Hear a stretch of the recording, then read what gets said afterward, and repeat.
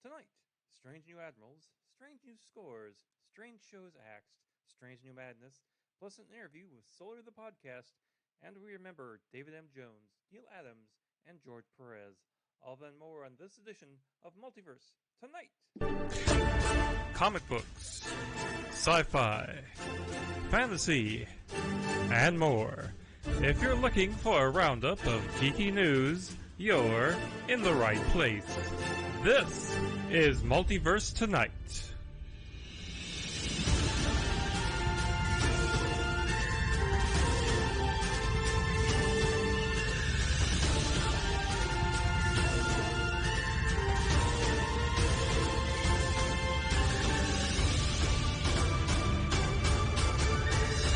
And here's your host, Thomas Townley. Hello, everyone, and welcome to episode 163 of Multiverse Tonight. I'm, of course, your host, Thomas Townley. And, it's been an interesting time around here. I have a brand new computer at my feet. After the last few episodes, had issues, I said, you know what? I'm going to get a new computer next year anyway. Might as well just buy it now with the financing I have. So I got a nice Dell XPS system down here. It's got basically more than I need to do this. So very happy about that. Planted my garden this past week. Some of the plants did not come through the shipping process looking great, so there's that. And it's pretty much the half of it. So we got a fully loaded show. Let's go on to the Star Trek news. And we begin Star Trek news today with the cast of The Next Generation, who will not only be in Picard Season 3 for a couple of minute cameos, they're in there substantially. Now, Alex Kurtzman said in an interview with TrekCore.com, quote, "When you take on Picard, the first thing you think is, I want to bring everybody back, right? Of course. But Patrick Stewart, and he really deserves the credit for it, equally want to bring everybody back. But what I think was instant from the beginning, saying, if we're going to do that, we have to earn it. We can't just drop that all at once. It won't land in the right way because there won't have been enough time to set up what had changed about Picard, about all the other characters in the intervening years. So I think that we felt that by the time we get around to season 3, now you're like, okay, we've established the world, we've established the characters, and it makes a lot of sense to bring them back. And we have a really good reason to bring them back. I mean, any story, it's always why. What's the why? And we finally found our why, unquote. Now, I'm really looking forward to that. Star Trek Picard this past season was fascinating. It was just on the verge of being excellent to me. It was just notch notch. There are a few things that made you go, huh? Better than that. It was good. By the way, I also recommend watching Strange New Worlds. And if you're in the United Kingdom or Ireland, you'll be getting access to Paramount Plus on June 22nd. Now, some of the most anticipated Paramount Plus and Showtime originals from the US, UK, and other international markets will be available to the UK and Ireland when the service launches, including Halo, 1883, Strange New Worlds, The Offer, Mayor of Kingstown, Super Pumped, The Battle for Uber, The First Lady, The Man Who Fell to Earth, Queen of the Universe, and Jerry and Marge Go Large. But most likely, Picard and Lower Decks won't be on the service, as they are expected to be Prime Video exclusives for the time being. Now, speaking of Strange New Worlds, they've cast, if you watch the first episode, they cast the role of Robert April, who was the captain of the Enterprise before Pike took command, and now an admiral. Canadian actor Adrian Holmes, who is on the reimagined Bel Air series as Uncle Phil, was put in the Admiral's boots. Now, this would be the first on-screen appearance by the character, save for the appearance of the character in the Star Trek animated series, which, as you know, is always been sort of canon, soft canon, not canon. It depends upon the day, what it is. Anyway, congratulations are in order for LeVar Burton, who will be receiving the honor of a Lifetime Achievement Emmy at the first annual Children's and Family Emmy Awards ceremony taking place this December. The inaugural Children and Family Emmy Awards is the first new addition to the Emmy Awards since 1979. The Lifetime Achievement Award recognizes Burton for his years hosting Reading Rainbow on PBS, a television show that helped instill a love of reading and literacy in countless young viewers. His role as Reading Rainbow's host and executive producer previously earned Burton 12 Daytime Emmy Awards and a Peabody Award. The DVD and Blu-ray of Lower Decks Season 2 will be out this July. The two-disc home media collection includes every episode of the show's second season, plus more than an hour of bonus content, including two exclusive featurettes, Easter eggs, animatics, and much more. The Blu-ray features include a Sound Foundation. The first season of Lower Decks earned an Emmy nomination for Outstanding Second Sound Editing for a half-hour comedy or drama series, or animation for the episode No Small Parts. As sound for an episode series is particularly important, go behind the scenes in an interview with the team that creates the dynamic audio for Lower Decks, while they discuss how they bring the series to life. And in Lower Dictionary Season 2, the start of Season 2 sees our heroes separated by death and distance. In this featurette, take a deep dive into all things Season 2 through interviews with the producers, cast, and creatives about developing and executing the characters' journeys in the second season. There are audio commentaries on a handful of episodes, plus, as I said, the Easter eggs and animatics. Let's go on to some Star Wars news. John Williams has contributed to the music for Disney Plus's Obi-Wan Kenobi series. Now, Mr. Williams is currently working on the music for the next Indiana Jones movie and The Fabelmans, so composing duties actually went to Loki composer Natalie Holt. Now, Natalie is a huge fan of Williams, and a trained violinist didn't get to have a head-to-head collaboration, but he did gift her with something, saying in an interview in The Hollywood Reporter, quote, "We didn't collaborate, but I did get to use his theme. He didn't we didn't have very long, and it was quite last minute, whether he'd have time or not. But he really wanted to write that theme because he was the one character that he didn't write the theme for in the original movie. So I think he had this feeling that he wanted to complete that challenge. I think he had 2 weeks and he came on board and wrote the Obi theme and the suite, which is the main title, and then a few variations on how the Obi theme can work. That was what he had time to give to the project, and it was just a gift. It's so perfect, and in a way, once I had the Obi theme, it set the tent poles up for the project, unquote. Now, she also was asked about how she thought of scoring Obi-Wan instrumentally, given that's in a completely different universe. She replied, quote, "There are definitely some synth elements because I do like combining. It's not always straight up orchestral, just sometimes it is. I had John Williams Orchestra, basically, the same orchestra that he used and the same lineup. What he's done is just within the orchestra and using orchestral colors. So I did a bit of that. I also used more unusual instruments. I found this Swedish folk flutist. He's got this collection of 250 different flutes and horns. He had this hunting horn, which I recorded and then pitch shifted it down. There are definitely some other unusual elements in the score as well. I just love to experiment with things and be inspired by sound and then develop something else," unquote. Now let's go on to the DC news.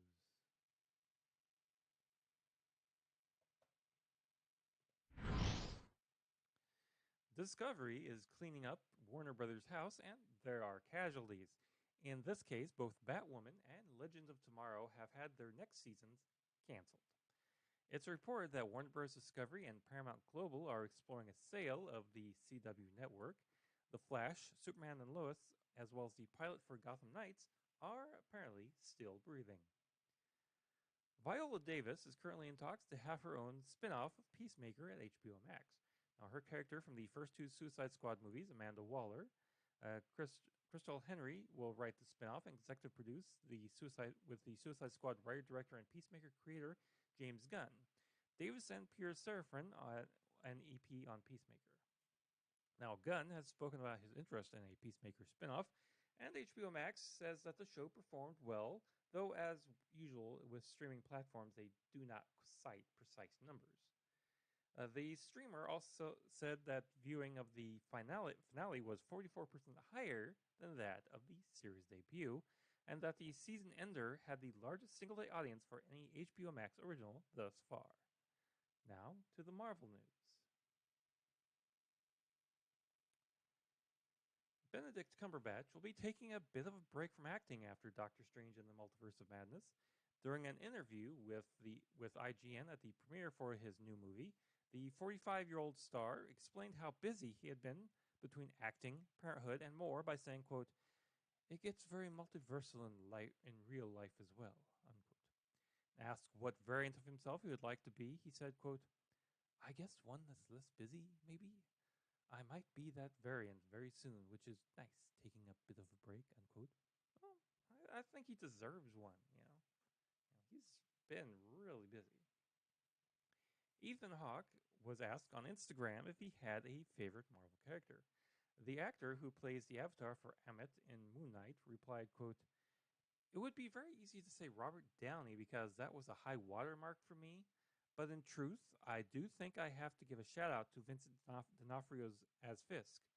That is a great character portrait. That's a great performance. And when I took this job, I was aiming at him, making handgun motion. He made a handgun motion with shooting sounds," unquote. That's very interesting. Disney's Ms. Marvel series will be getting a theatrical release in Pakistan next month. The decision to give the series a theatrical outing reflects several factors, including the show's status as the first Marvel series to star a Muslim teen superhero, as well as the omission of Pakistan in Walt Disney's rollout of the direct-to-consumer streaming platform Disney+. Other factors include the Eid-ul-Fitr holidays as a cinema-going peak, and the underlying growth of the country's cinema market, where Spider-Man No Way Home recently earned some $1.75 million from just 53 venues. Impressive. Ms. Marvel will be available on Disney Plus streaming service starting June 8th, 2022. It will debut in Pakistani cinemas on June 16th, with episodes 1 and 2 combined into a feature-length presentation. Episodes 3 and 4 will be similarly merged and released in Pakistan on June 30th, with episodes 5 and 6 released on July 14th. Now let's go on to the interview with Solar, the podcast.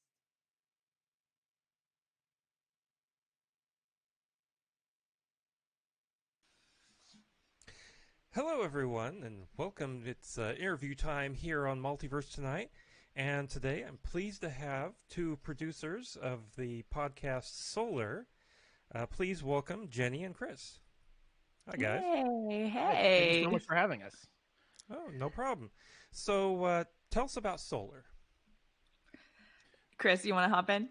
I'll hop in. The very broad pitch is that it's a thriller journey to the center of the universe, to the heart of our solar system, that also explores the vastness of humankind. What that means story-wise is that we're on board the Aethon, which has just been hugely damaged by an enormous solar flare that was pointed directly at Earth. So not only did the ship get ripped in half, but they also don't know if Earth is in a place where they can ever respond or send help. So it's very much a show about people being stuck in isolation, trying to survive against the odds and work together to find a way to get home again. Yeah, it is audio drama that's starring Stephanie Beatrice, Helen Hunt, Alan Cumming, Jonathan Bangs, Danielle Pinnock, Colin Ford, Ann Yatko. We've got a really stellar cast that stellar. I accidentally make space puns a lot. But we have a really this world. We have an amazing cast, and it's a show that runs for 12 episodes. We're currently halfway through our initial release, so 6 episodes are out right now on all podcasting platforms to listen to, and It's a story we like a lot. And it's also done with a fully immersive audio design, meaning that if you listen on headphones, you'll hear a fan up there on the left, and you'll hear footsteps coming from on your right. And the sound, you're really meant to be in the middle of the room, in the middle of the action, hearing all of this story unfold around you. Well, great. So, how did this podcast come about? It initially started as Kirkco Media, which is our company. we had a bunch of podcasts that were kind of talk podcasts. We had all sorts of genres, politics and entertainment and luxury and health. And at the core of that was always the intention to be in the storytelling space. And so we started the company wanting to make audio dramas, knowing it was going to be a much heavier lift, but this was always where we wanted to end up. And so enter Chris, who is the greatest storyteller of all time. Let's just say that. But Chris did create the story, and he wrote the whole thing. And we had worked together previously, or worked together currently, and worked previously in a company called the Speakeasy Society that does immersive theater. And so this was just another way of exploring storytelling. And I've always been interested in science fiction. And I when this opportunity came up and I was thinking about like, well, what would be a good story? What would be a cool story? I thought it would, I've seen so many thoughts of going out into the universe and exploring, solar systems far away. I was like, oh, it would be really cool if we actually turn it inside and like go and explore the sun in our own universe. And just the idea of a survival story where you're literally up against the most powerful thing in our solar system, and just the survival of humankind against that kind of a division, that kind of a story really excited me. And so we started developing the characters and having them be separate, because then they can radio to each other and describe what they're doing, which makes sense in an audio atmosphere. Things like that, where it just felt like, oh yeah, the more we kept digging, we were like, oh, this is really exciting. Okay, so this is basically like a theater of the mind, an old-fashioned radio play. Mm-hmm. So, and of course, this has all sound effects and stuff like that. How did you come up with the audioscape for it? We have a sound designer named CJ Drumeller, and he is insane. We'll just say that. And so we love you, CJ. We love you, CJ. Insane in a good way. That's a compliment coming from me. I would say we spent like 6 months developing the soundscape. Chris wrote it specifically knowing we wanted the different capsules to sound different. So just from the audio, you could tell where you were if you were familiar with the ship. And just from the audio, you could tell if we were, because the story goes through flashbacks and present, you could tell if we were in the present because the ship is more damaged, or in the past when everything is running a lot smoother. And so CJ spent about, I would say it's probably 6 months just pulling together what the underlying current of the soundscape is, and what the ship sounds like, what the rooms sound like, what it sounds like when they're outside in space, because while we know you can't hear in space, this is a audio format, so we bent to the rules on that a little bit. I like sharing that we had a very long ongoing discussion of what exactly 0G's sounded like, because the ship periodically loses gravity. And while the answer is it doesn't sound like anything, is like, that's not fun to listen to. You need to be able to hear the sound of everything lifting. So we had fun working through that. Yeah, it was a lot of exploring, basically. Yeah. Oh, cool. Also just making some other choices, like having a much more audible printer than you would probably have in the future, where it's like, but we just need to hear it print, so we needed to do those things. I like that it's a much more audible printer, as if there will be printers in the future. Like everything would be digital. They wouldn't take paper to space, but I needed to have something physical to give. So yeah. Paper was there. Okay, now you have a lot of good stars in this. Stephanie Beatrice, you said, Tony Award winner Alan Cumming, Academy Award winner Helen Hunt, Jonathan Banks. How did you get these people? We sent them offers. So a lot of our cast we did know or have worked with before. Jonathan Banks is someone we have worked with previously in theater. Anne Yotko is someone who we both went to Cal Arts, and Anne was a Cal Artian. But Danielle Pinnock, Colin Ford, Stephanie Beatrice, Alan Cumming, and Helen Hunt, we didn't know. We went through the whole casting process. We wrote some letters to some people and said, we think you'd be perfect for our show. Please read it and see if you're interested. It really helps when you have an incredible script that actors want to perform in, because I think that made them more amenable to actually accepting the offers. But yeah, we went through the casting process of reaching out to people, getting some rejections, getting some acceptances, and finding who the best fit for these roles are. And I think we landed with a cast that we couldn't even have dreamed of getting. Really incredible. And it was also, I don't mean to cut you off, I apologize. Part of the weird nature of this is that we had to record in the midst of pandemic times pre-vaccine. So they had to be willing to come in, follow all the protocols, get their temperature tested, come in. They weren't even allowed to touch the doorknobs. The audio engineer had to open and close the door for them. They had to be willing to do all of this and record one-on-one and use their imagination, and just having them still come through with such incredible performances is really a tribute to Jenny giving them acting direction and just their incredible nature and talent. We love our cast. Yeah. Yep. Well, was there anyone that you really wanted that you couldn't get then? I mean, I wouldn't say it like that. Like, from the nature, I don't know how familiar you are with the nature of casting of, like, yes, early on we had lists of people of, like, potentially what would be our dream casting for this role. And there wasn't like a person we wanted that we couldn't get. It was more just, here are the various options, and these would all be really cool. And I will say the people we got are definitely on that list. So it wasn't like we ended up with a second place person. It was just we got lucky. It was choosing from two different pieces of gold. Yeah. And we do say this a lot about Jonathan Bangs, who's obviously not a name that people know, but he from the beginning was in this project with us and helped us develop this role and helped us create the depth that is Jamal, his character. And then when it came down to casting, we couldn't necessarily hand him the role because the nature of the industry is we kind of had to go through the process and see if we could get a famous person in the role and all of that. And all along the way, Chris and I were like telling our company, like, John's the best one for the role. John's really the best one for the role. John's the best. And so it was this, kind of gut-wrenching process where we were really scared for a minute we weren't going to be able to use John, and then we finally were able to convince everyone that he was the best choice, and man did he show up. And since then, like, everybody who's come back and listened to the show, they're like, yeah, everything sounds amazing, it's really exciting, I love the story, but like that Jamal guy, like, oh my god. And we're really proud that, like, he really killed it. So yeah. And so after Solar's done, do you have another one in the works?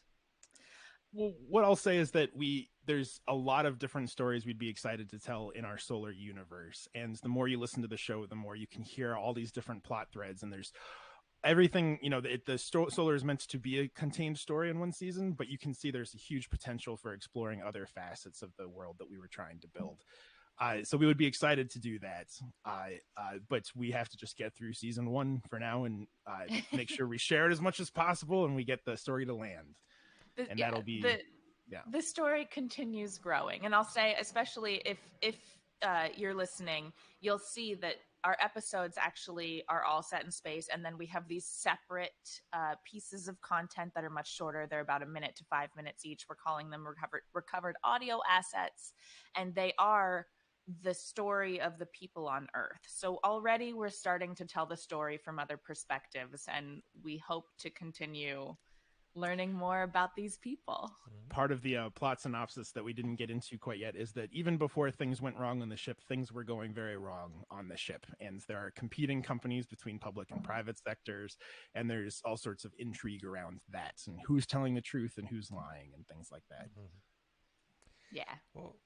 Well, great. Now it's time for some random questions here. I got my deck of cards.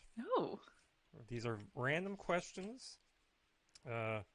Let's go with, if you were reincarnated as a famous landmark, which would it be? All right. Oh, that's a hard... Okay, so the first thing that comes to my mind, and that's strictly because, the first thing that popped up is the Empire State Building. A, because I love New York. B, because, like, it would just be fun to be really tall and get to watch everything. You get to spy on absolutely everything going on in New York. And New York is, hustling and bustling. There's a lot to look at. So if I'm going to be stuck in one spot because I'm a landmark, I feel like that would be a pretty neat one to be. Does it have to be man-made? Let's say no. Okay. I mean, I don't know why exactly, but I feel like the Sequoia Forest. A, it's a national park, but B, it's just really old, but it's also changing, so I don't have to stay the same all the time. I just have to hope that people don't cut me down too much. True. Oh my god! All right. And that's our really poetic peaceful. writer. Yeah. All right. Here's another good one for you. Would you rather go 30 days without your phone or your entire life without dessert? My entire life without dessert. I would agree. I'm honestly embarrassed to admit that, but yeah, I'm glued to my phone. We're producers, we got it. I agree. I have nothing to add to that. All right. Need the phone. All right. Ooh, and the last one. What's the funniest thing you've seen a kid do? My niece. Now, I think this might be cheating because I haven't seen it with my own eyes. I've only seen the pictures. But my niece lived in New York when she was young. She's still young, but as a toddler. And one day, my brother, her parents, turned around and saw her up against a taxi cab tire, licking it because it tasted good. And I would say that's probably my favorite story about what my psychotic niece and nephew have ever done. I don't spend a lot of time around kids, but I do. I live with some very good friends of mine, and they do have a 2-year-old. And whenever he sees me, he will just go, "It's Chris!" And I think that is a delightful way to be greeted all the time. But as far as the funnest thing, I was babysitting for my piano instructor in high school, and I was talking with her daughter, and she had just discovered the concept of a joke, like that there is a setup and there's a punchline and then you laugh. And so I could literally say anything to her and she would think it was hilarious. So I said, the guy walks into a bar and says, "Ouch." And she just started laughing hysterically. And then she was like, I have a joke. And I was like, okay, let's hear it. She says, "Once there was an ant and it ate a whole watermelon." End of joke. And I remember that, and I was like, that is amazing. Like, then anything is funny to you in this moment, and that's delightful. So that when I actually was writing my thesis composition, because I have a music background, I was writing a thesis composition for a chamber orchestra. I called it Horse Feathers, and I tried to write the whole thing as though it was a ballet written with the mindset that an ant eating a watermelon was the funniest joke alive. And so, like, it would be things like a poster falls in love with a window because you can see through a window instead of a poster, and then there's a vacuum cleaner that falls apart while it's sucking things up and it sucks itself up, and the things like that, where it was like, oh, this is funny. And so that was probably the most impactful fun thing that a kid ever said to me. Once there was an ant and it ate a whole watermelon. Well, cool. All right. Tell us where we can find Solar the podcast. It's on all podcasting platforms. So wherever you find your podcasts, and if you don't currently listen to podcasts, they're really easy to get. They're all, like, many of them are free downloads on the App Store. You can get Apple Podcasts, Spotify, Samsung free. What else do we have? Google Podcasts, Stitcher, Podchaser, Podbean is one. Podbean, yeah. Wherever. Pocket Casts. Yeah. I feel like I'm missing a whole bunch, and I feel like Amazon Music. Music.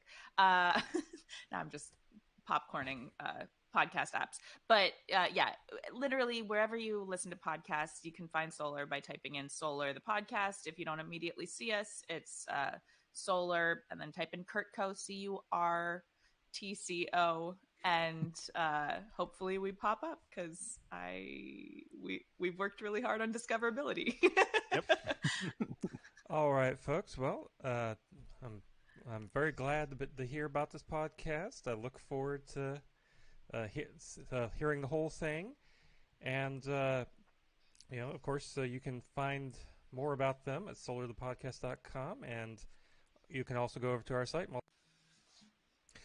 Hello, everyone, and welcome. It's interview time here on Multiverse Tonight.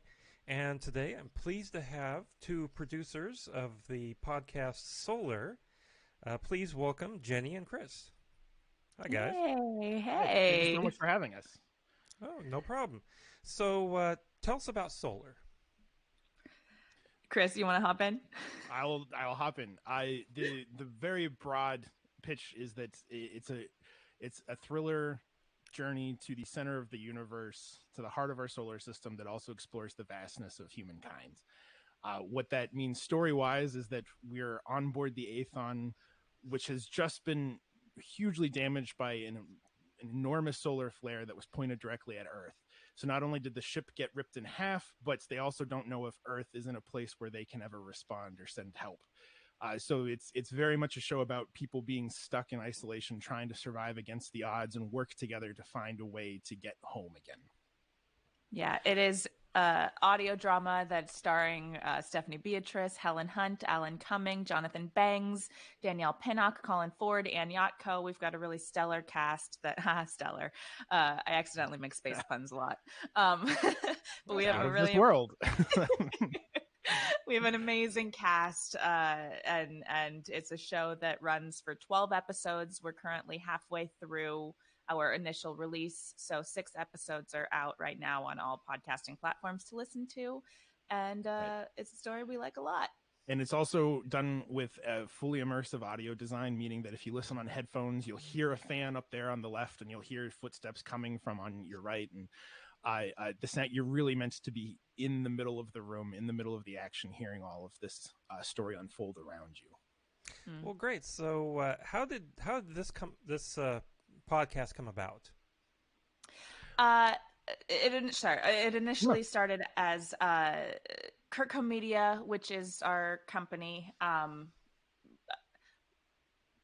We had a bunch of podcasts that were kind of talk podcasts. We had all sorts of genres, politics and entertainment and luxury and health. And at the core of that was always the intention to be in the storytelling space. And so we started the company wanting to make audio dramas, knowing it was going to be a much heavier lift, but this was always where we wanted to end up.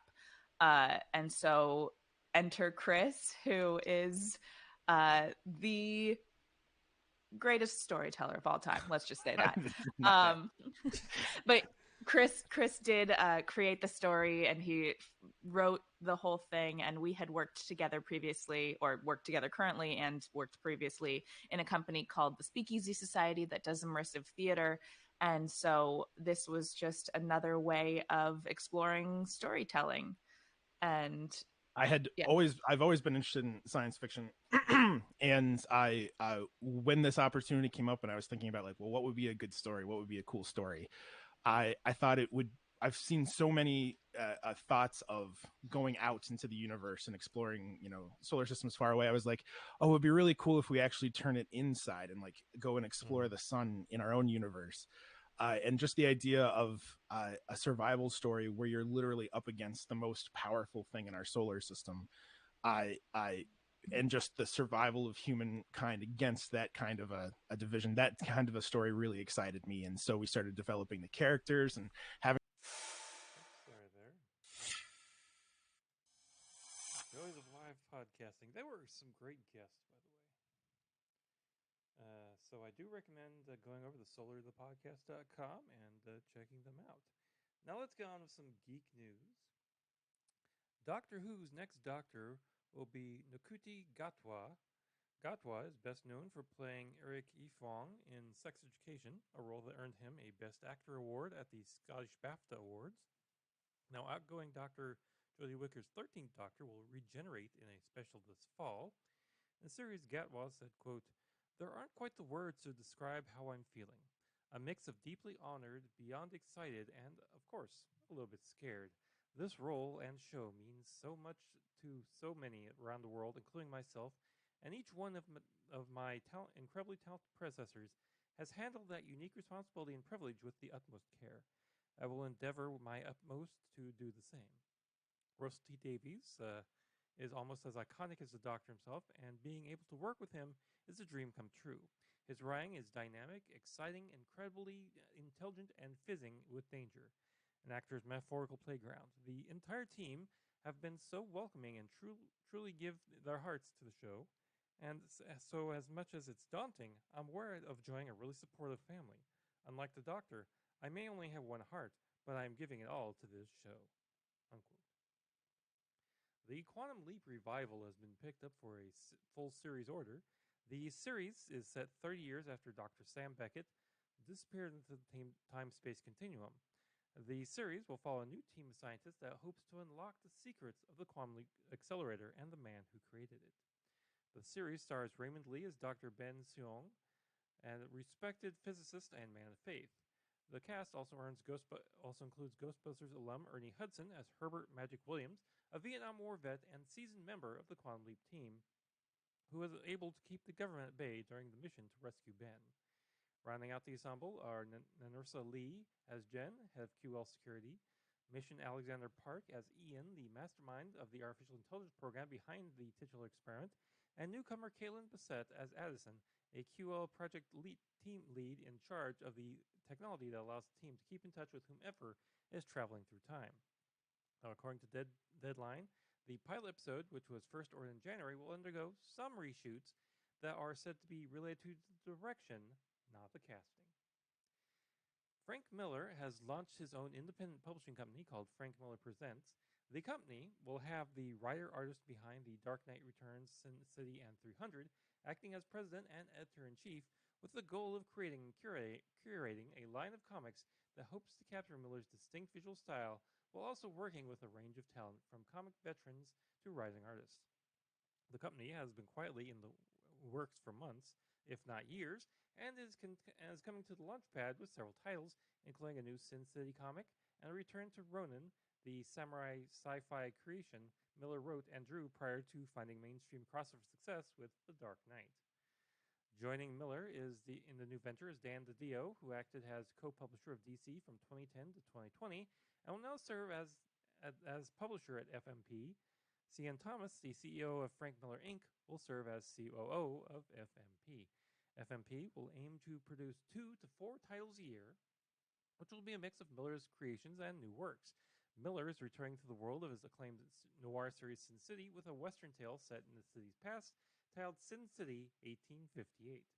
Ronin Book 2 is a follow-up to the 6-issue miniseries originally published by DC in 1983 and 1984, and focused on a Ronin reincarnated into a bleak future. The titles for the new original works are Pandora and Agent Enemies. Details, which were not given for those titles, Miller would be writing or drawing, nor on the creative teams of the new books. In recent years, when Miller has revisited his work, such as Dark Knight, he has worked with other artists. The Dark Knight, The Golden Child, released in 2019, had art by Raphael Grandpa, although Miller wrote the story and script. Now we stop to remember those who have gone on. David M. Jones, visual effects artist on movies like Star Wars and Close Encounters of the Third Kind, has passed away. Jones was employed at ILM, Universal Heartland, and Boss Film Studios for most of his career. As a model shop supervisor or visual effects supervisor at Boss, he worked on Batman Returns, The Scout, Outbreak, Air Force One, and Starship Troopers, among other movies. At the start of his career, Jones built major models and worked in the optical effects unit for Star Wars and served as a consultant on Close Encounters of the Third Kind, both that were nominated for the Visual Effects 1978 Oscar, with Star Wars prevailing. Now, he also earned an Emmy nomination in 1996 for his work on the Fox series Space Above and Beyond, and did effects for HBO's Tales from the Crypt from 1989 to 1995. His resume also includes Space Academy, Buck Rogers in the 25th Century, The Hunt for Red October, Cliffhanger, and Desperate Measures.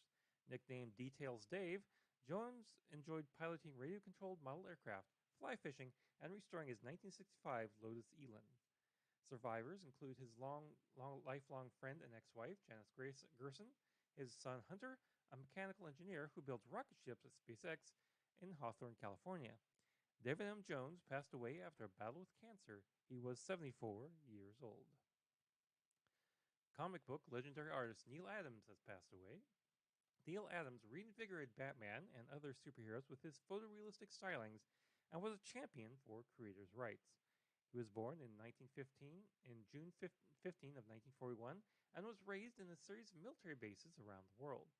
After graduating high school in 1959, he tried getting in at DC Comics, but ended up at RG Comics, where he did a panel that was published in Adventures of the Fly, number 4. He then went on to writing, penciling, inking, and lettering humorous full-page and half-page gag fillers for Archie's Joke Book magazine. In 1962, Adams began his comic career in earnest at the Newspaper Enterprise Association Syndicate. From a recommendation, writer Jerry Kaplan, aka Jerry Cap, brother of Lil Abner creator Al Cap, invited Adams to draw samples for Cap's proposed Ben Casey comic strip based on the popular television mega series drama. From there on, his career included work for Continuity, a company that he created. At DC Comics, he worked on such titles as Action Comics, The Adventures of Bob Hope, The Adventures of Jerry Lewis, the all-new Creators Edition Superman vs. Muhammad Ali, Aquaman. On Batman, he would revitalize the Joker, bringing Batman away from the camp of the 60s TV show and to the brooding Avenger we know today. He also created Ra's al Ghul and his daughter Talia, and revived Two-Face.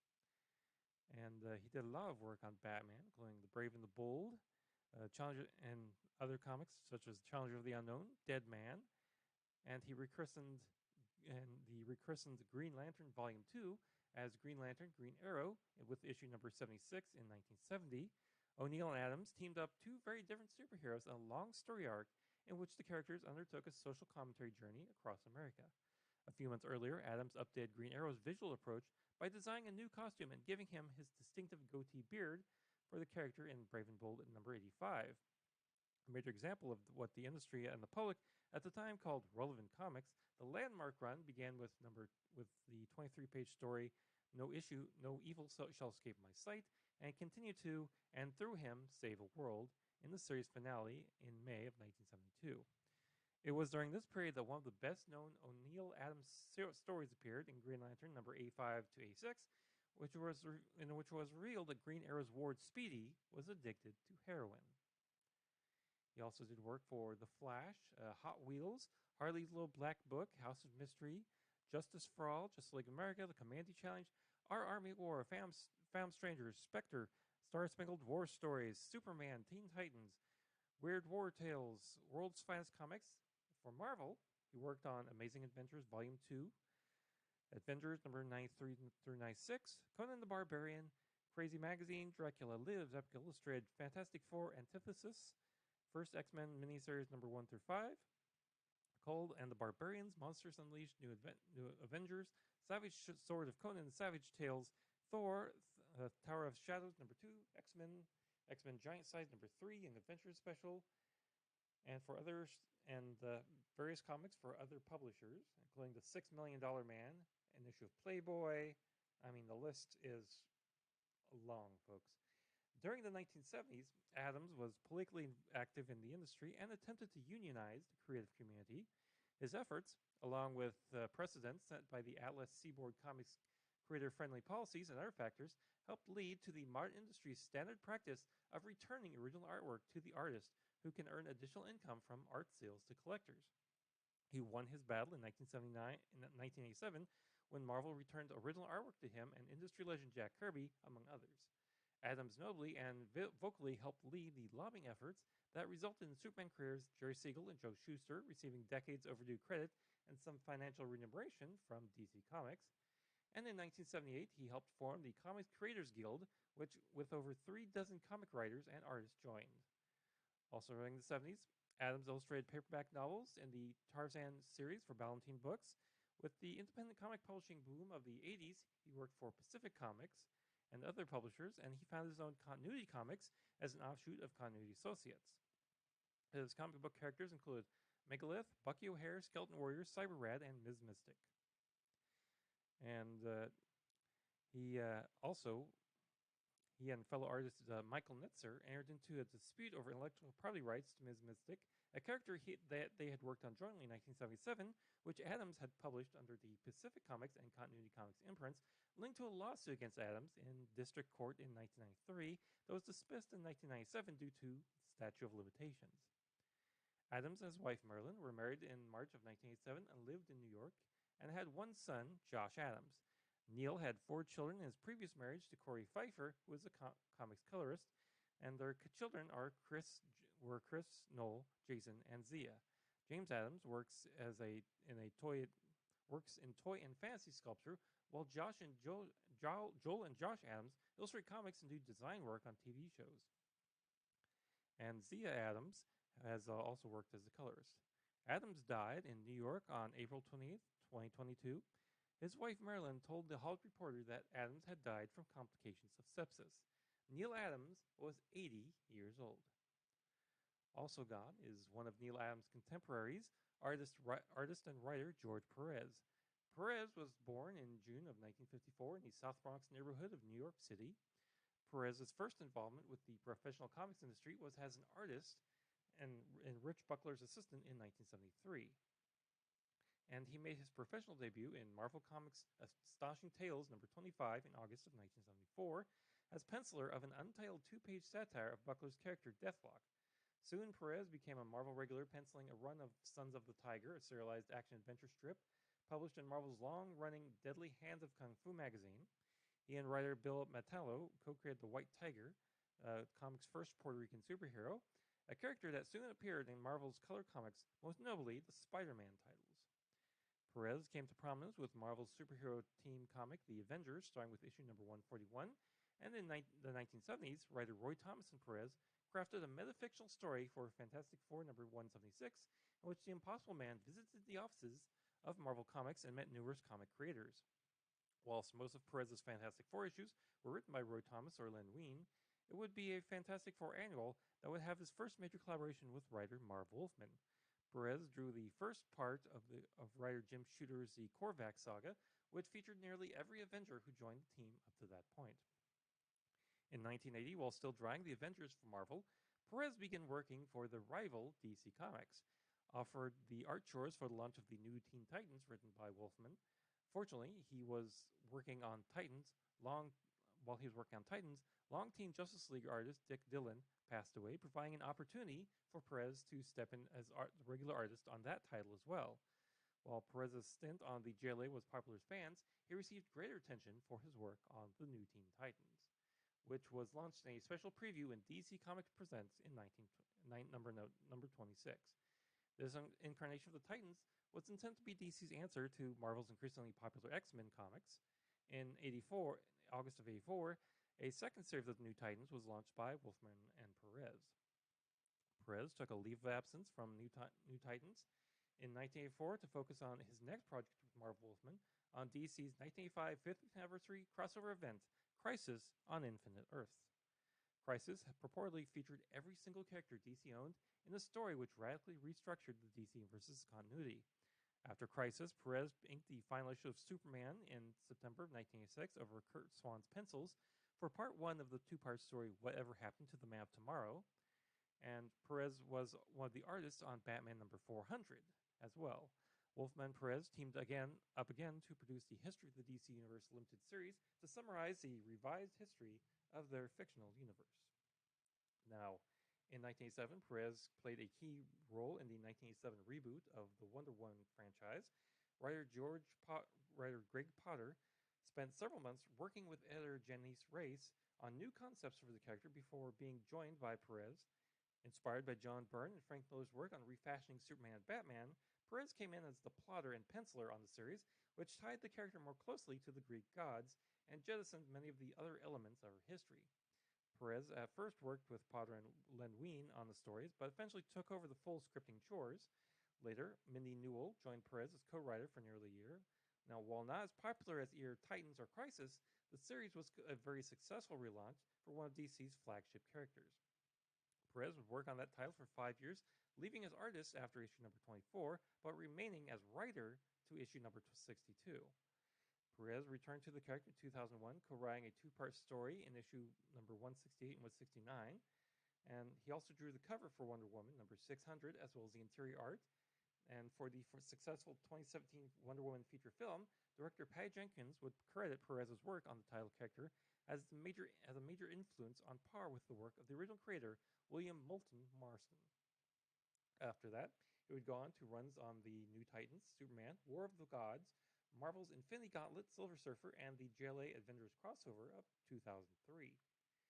In 2011, DC launched a new Superman series written by Perez, who would provide breakdowns and cover art with interior artists by Jesus Marino and Nicola Scott. Perez would remain with that till issue 6. The New Titans hardcover graphic novel was also published that same month, reuniting the team of Wolfman and Perez, and he was also inker on the new Green Arrow series, which launched at the same time frame as with Jan Jurgens, and he also worked on World's Finest Revival, written by Paul Levitz. In July 2012, Perez explained his departure from Superman as a reaction to the level of editorial oversight he experienced.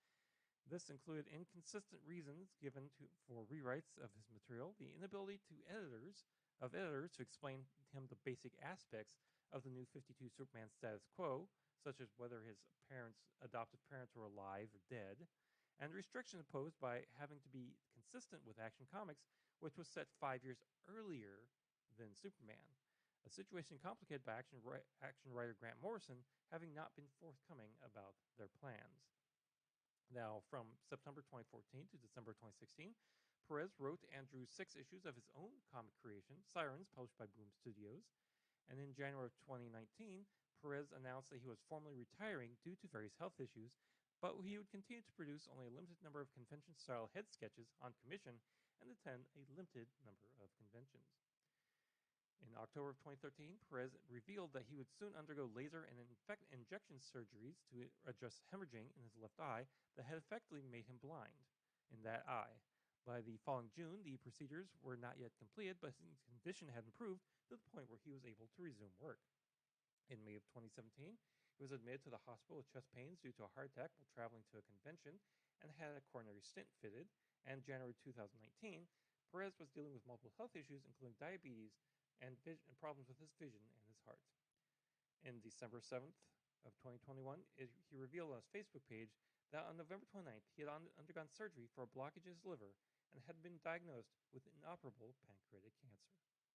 Given the prognosis of 6 to 12 months, he chose not to pursue treatment. George Perez was married but had no children. He passed away on May 6th from pancreatic cancer. He was 67 years old. And that brings us to the end of this edition of Multiverse Tonight. Now, be sure to check us out on social media. We're at Twitter at MultiverseTom. We're also on Facebook and Instagram as well. And if you'd like to contribute financially to the show, check out the show notes, visit our TeePublic store, and so much more. Head on over to the brand new MultiverseTonight.com. If you're a subscriber, thank you. Please be sure to share us with friends. And if you're brand new to the show, thank you. Please be sure to hit that subscribe button. And maybe if you want, leave some feedback. Let me know how we're doing. Special thanks to Shane Ivers for the intro music and Lobo Loco for the outro theme music. Thanks for watching this edition of Multiverse Tonight. We'll be back in 2 weeks with more sci-fi and comic book news. Now please exit the universe in an orderly fashion.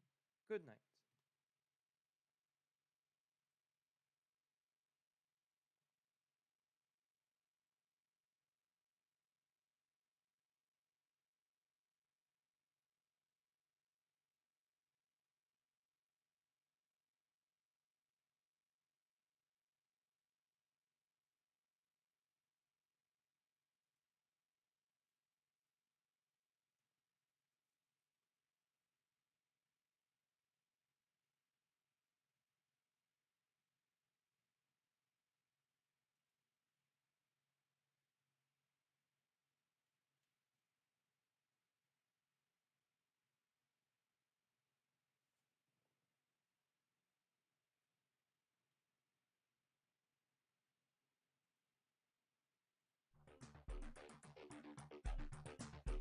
Multiverse Tonight is a production of Half Baked Genre Productions, copyright 2021. All rights, copyright 2022, excuse me. All rights